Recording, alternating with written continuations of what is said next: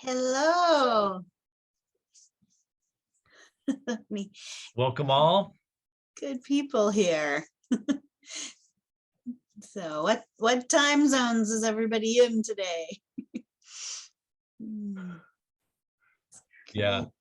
Julia and Ulla, good morning, early. No, it's not late. morning. I'm sorry, late. You're like Late? You're like afternoon. It's time for dinner. 6 p.m. Yes. Yes, 6 o'clock. Both of you 6 o'clock. Very good. That's good.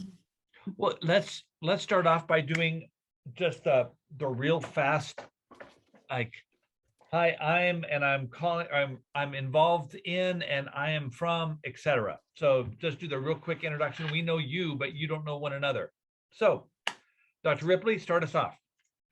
So just as an introduction, I'm Jen Ripley, professor here at Regent University and co-director of the Charis Institute. So we are doing all kinds of stuff. Oh, good, Lydia came too. And we are doing lots of things with churches and religion and marriage, Christian marriage kinds of work. Research work is our things. And my research brother here, Jim Sells. Yes, Jim Sells, and with Jen, work at Charis at Regent, and she and I are among the two most experienced professors at Regent. You've been here for 21 years? 22. 22, and 22. this is year 17 for me. So yeah, glad you're here. And I'll just like call on somebody and let's just go right down the line. So Susan George, go ahead. Sure, thank you.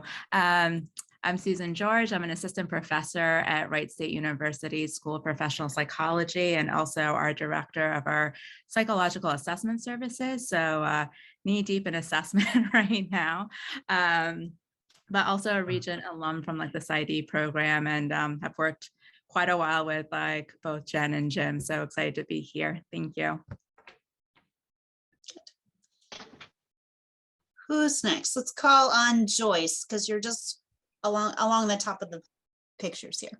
So hi, I'm Joyce. I'm currently in Regent University. I'm doing my clinical psychology program, and I'm in my second year.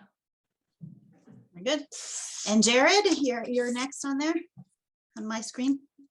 Hi, I'm Jared. I'm doing a PsyD at Regent University. I'm also in my second year, and Joyce happens to be my wife. Yeah, that's great to have. Nicole, you're on here next. Hi, everyone. My name is Nicole I have been a member of Charis since it started, really. And my particular interest is in human sexuality as it relates to the church. Very good. Okay. Ulla, tell us about you.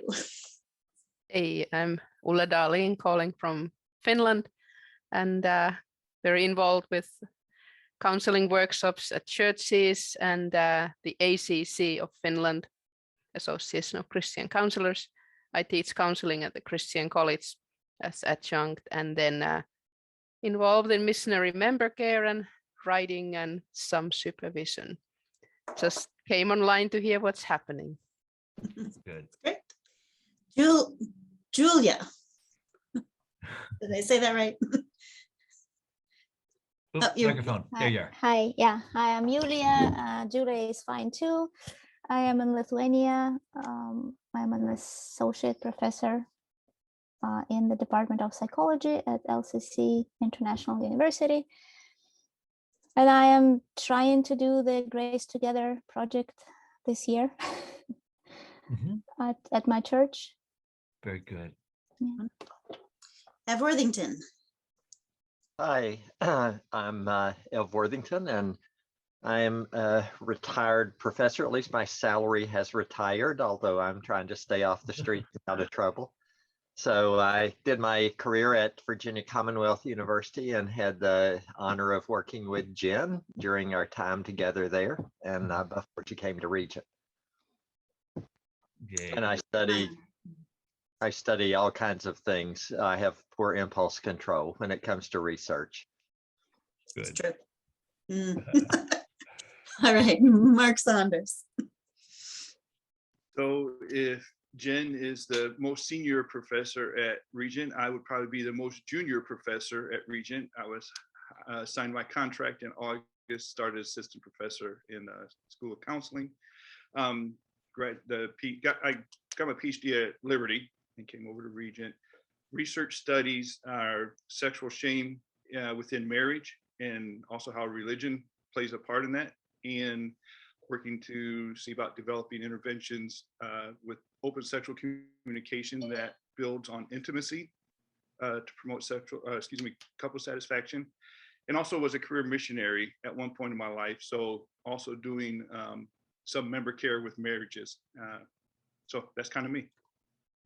Y para los personas que hablas español, Sí, yo hablo. Marco está en este grupo. Vivimos en Venezuela por 15 años y es un placer para estamos aquí.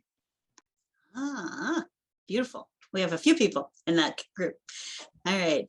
When we go to Lydia next then, since we're in the Spanish zone. Buenos dias. Good morning to everybody. I'm Lydia Collins. I am a Regent alumni. I had the privilege of learning and studying under Jen and Jim. Now I'm in South Florida, Miami, Fort Lauderdale area with my husband. We're expecting a baby, first baby on the way. I work at a private practice. Got my licensure, Jen and Jim got my licensure here in the state of Florida. So fully, it's been a couple of months since then. So really excited.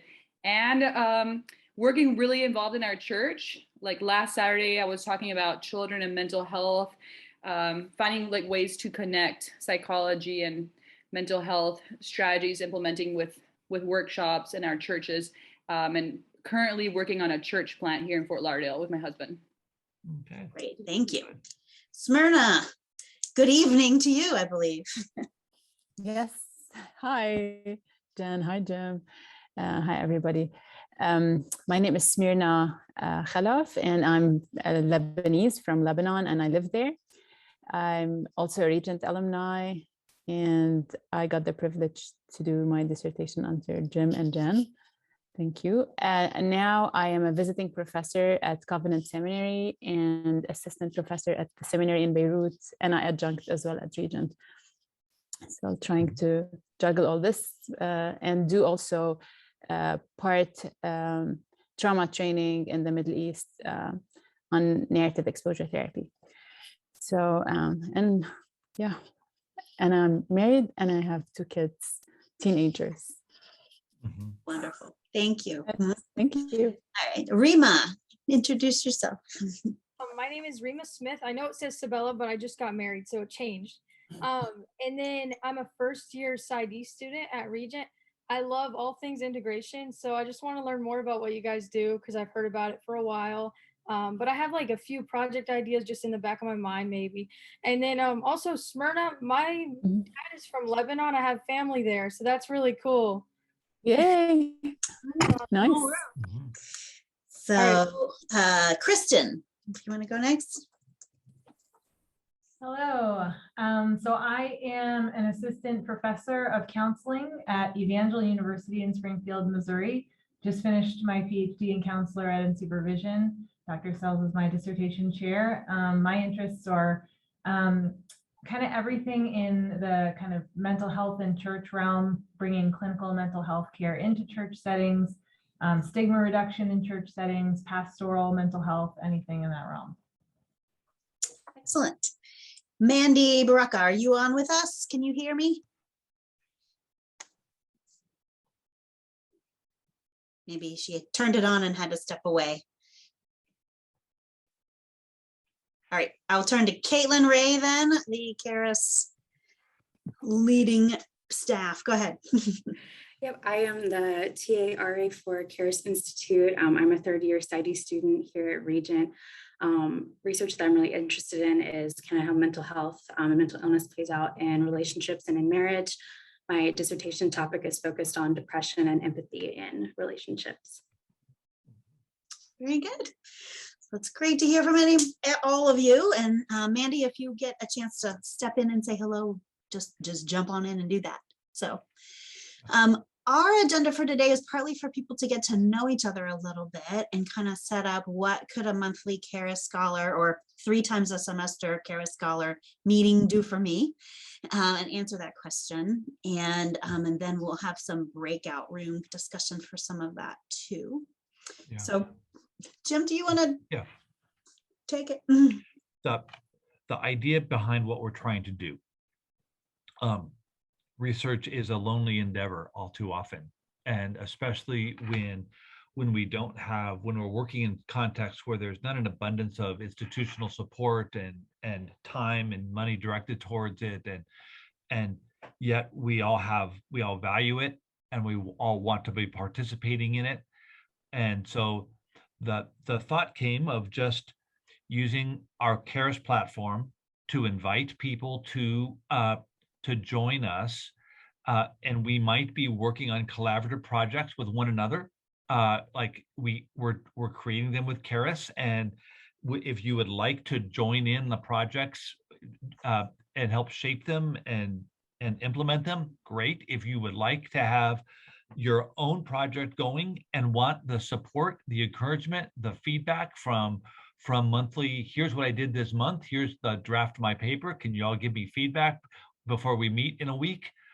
That's the community of scholars that we want to create, by which we can all join in facilitating our product and making it better, making the encouragement of this process of research a community friendship experience rather than an isolated and lonely process where I'm sitting with a stack of papers and or journal articles and an iPad full of manuscripts that I need to read in order to write this draft. So that's our intent. We want to create community around the idea of research. And to do so, what we thought about doing first is some of you might have unique projects that you want to be a part of, or that you want to develop and maybe would like help. Some of you might say, I would like to be a part of some Charis projects, and what might I do? And some of you might not know. And maybe this first meeting is just to find out what everybody's doing, and then we're going to split up into some groups and begin to hash out some initial planning. So how's that, Jen, to start things off? Did I forget anything? I think that communicates it. So yeah, go ahead, keep on going. Yeah, so I was going to open to questions to start with and see if we've been somewhat clear for everybody yet.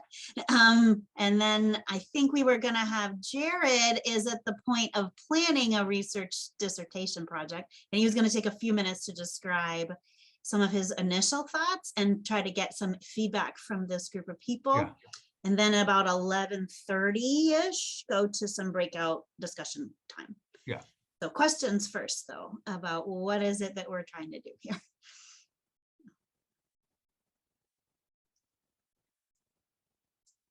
Seems clear to folks. Mm-hmm. Either in the chat or turn your mic on, either way. Mm-hmm.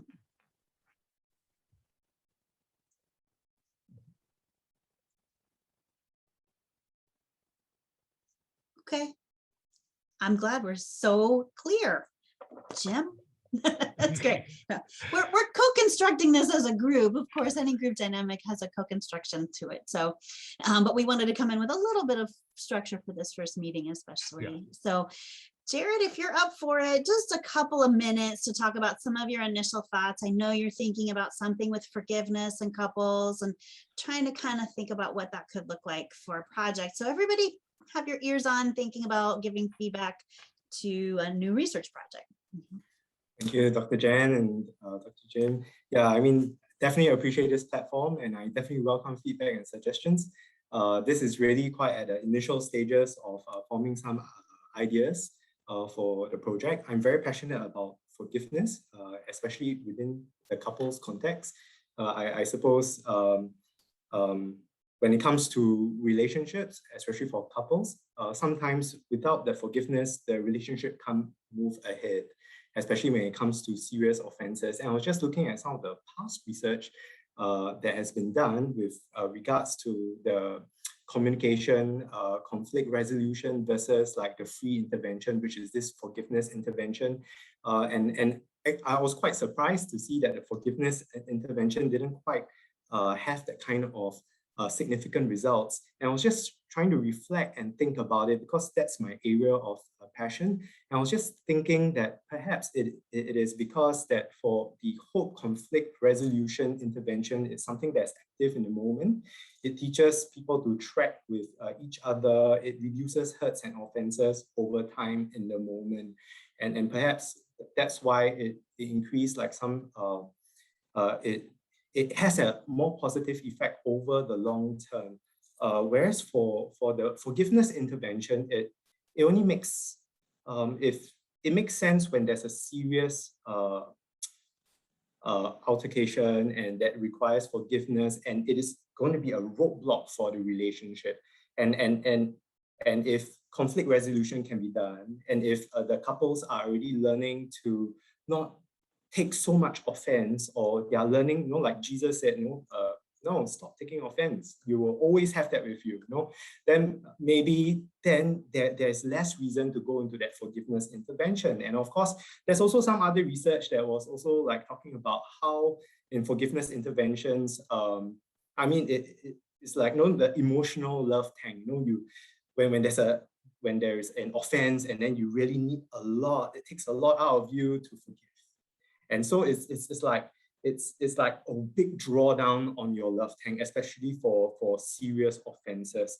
And so perhaps maybe that's why with conflict resolution, with not learning not to take offense, then maybe the forgiveness intervention may not show as much significant results in that sense. And of course, when it comes to forgiveness, there's also some other research that was along the lines that, you need a third party. You need a third party to bring you through it, to get over that road hump of the relationship. Maybe not so self-directed in that sense. And of course, there's also some other research that talks about, imagine that there's this third party that is that wants the best for your relationship, and is like giving both of you feedback about where you are in your conflict and maybe in your relationship right now, and that is showing effect. I was just wondering if this part of the research can be, for example, operationalized to bring in like the conflict resolution and also bring in some forgiveness things in as well. With maybe some love bank kind of thing. But anyway, these are just some initial thoughts. So I welcome feedback and suggestions. Thank you very much, everyone, for your time. Very good. So we're hoping people can kind of bring these initial thoughts to each other. So any responses, thoughts to Jared's idea? So Jared, this is Ev. Are you planning on an intervention study? Is that what you're planning? Currently, I'm looking to see how we could put forgiveness at the forefront for maybe relationships with maybe serious offenses like maybe infidelity, and to see like how forgiveness works through that, and how it definitely can help couples in those types of situations.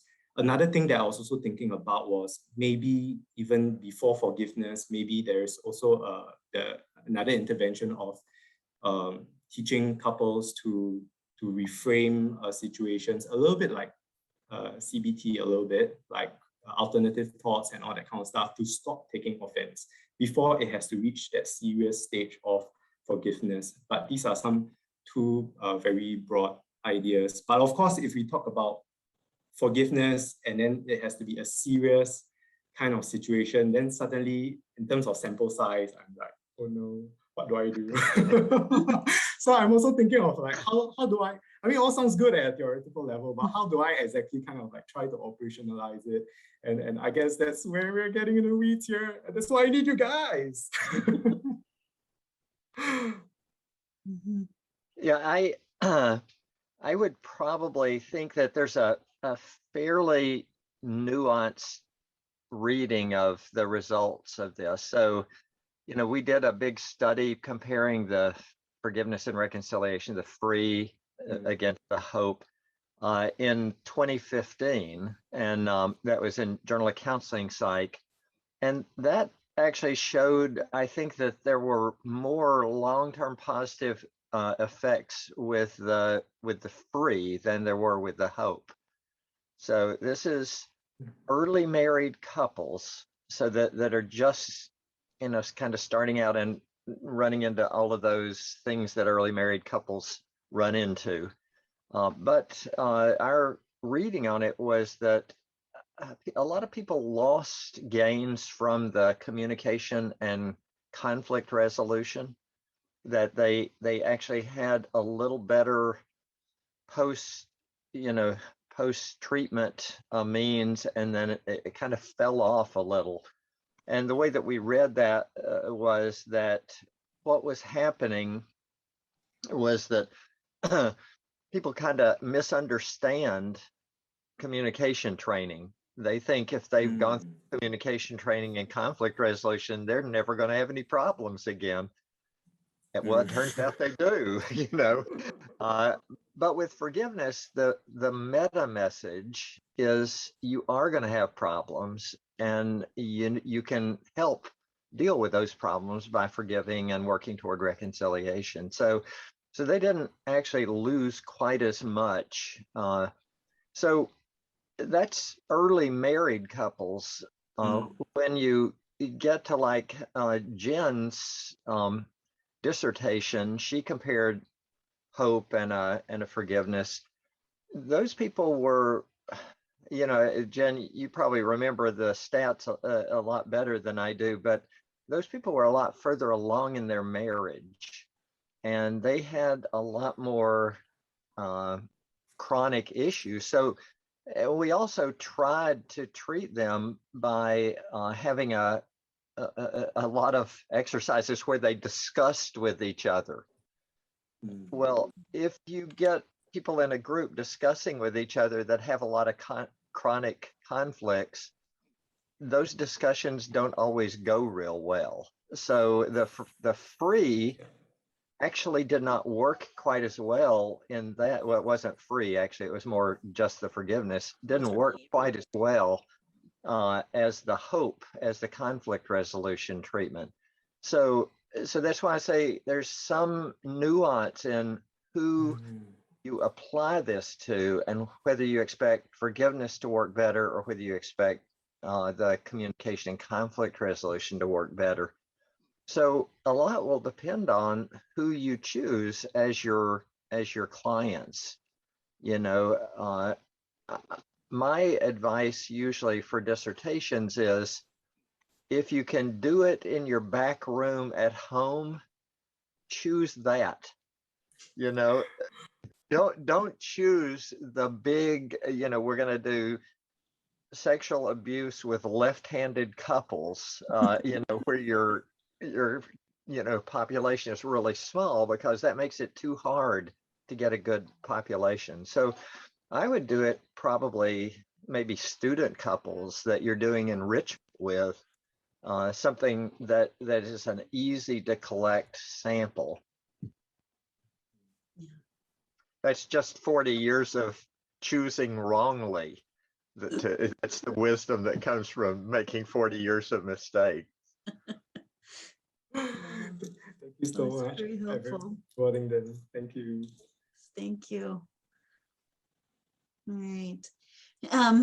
So that could always follow up with some more conversation by email, perhaps later or something. But Jim and I also wanted to make, I think everyone in this group is aware of the kind of Grace Together and Loyal Love intervention research, program evaluation type of research that Jim and I have been doing as well, which is utilizing concepts of grace and forgiveness, in particular as interventions within church communities in a small group kind of setting. And we have publication. Is that out in print yet? It's somewhere in the process. It takes forever to go from, yes, it's done, So here it is in print, but so that's moving along. But that was one of the conversations we wanted to have with people today, is anyone who is interested in doing some of that to kind of join in with Jim today and having some more conversation about what, you know, Charis interventions, Charis program evaluation work could be, and developing more on that. I got that right? And then we also have like a burgeoning new thing, particularly having Ev here today, to go to a breakout room to talk about a grant project between Charis and Ev.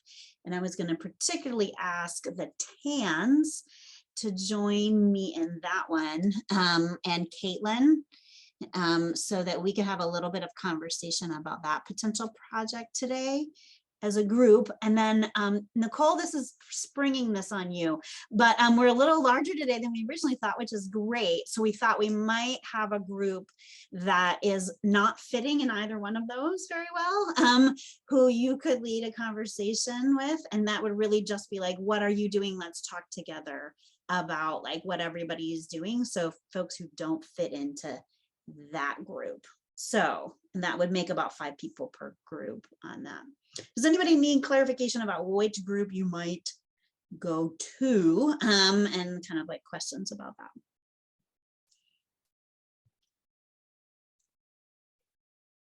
So, I'll go with Jim. Go with Jim, yeah. So if you're thinking about Charis Institute, church-based marriage ministry type stuff, then go with Jim. If I named your name for this grant project to join me, and let's put Jim in room 1, we'll put me in room 2, I'll open them in a minute. And for Nicole, that would be anyone who is like, I want to talk more generally about Christian ministries, about, you know, things that are not very specific like that, and to be able to kind of like bounce around ideas, and kind of like, this is even also a chance to talk about like, in the next month for a project that I want to do, I'd like to get this much done, and we can kind of encourage each other in that a little bit too. So any questions? That'll be room 3. So Nicole in room 3, me in room 2, and Jim in room 1. Okay, all right, I'm gonna open up breakout rooms then, I think. And this central room will stay open, but there won't be anybody here, I think. So just to be aware. We'll close the groups when it's about time, when it's right coming up to about 5 till, to come back together to just kind of say farewell to each other. Excuse me, do we join the groups on our own, or we will not be Yes, automatic? I have self-selection set up. So you should start to see that come up as open. Is that right?